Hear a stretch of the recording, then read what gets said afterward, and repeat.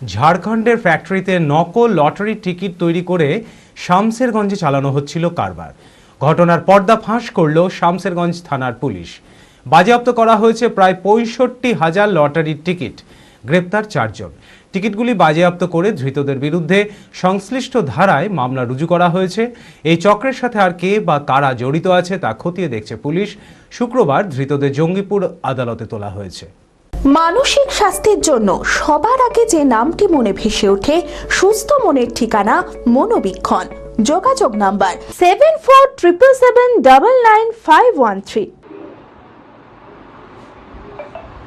গোপন সূত্রে খবর পেয়ে ধুলিয়ানে কৃষ্ণপুর এলাকায় অভিযান চালিয়ে ওই এলাকার বাসিন্দা আমিন আলীর বাড়ি থেকে ৬৫,০০০ নকল লটারির টিকিট বাজেয়াপ্ত করা হয়েছে।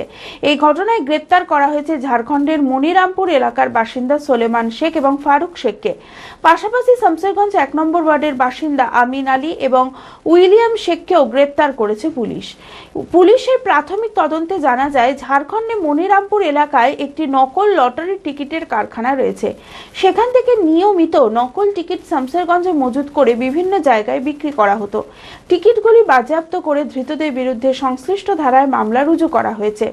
এই চক্রের সাথে আর কে বা কারা জড়িত আছে তা খতিয়ে দেখছে পুলিশ। শুক্রবার ধৃতদের জঙ্গিপুর আদালতে তোলা হয়েছে।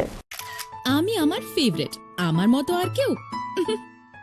চঞ্চলতা তার কথায় কথায় জীবনে মিশে রঙ ভরায়, চুপি সারে মনে সে সাদে সবাইকে পাগল করে, পাগল করে।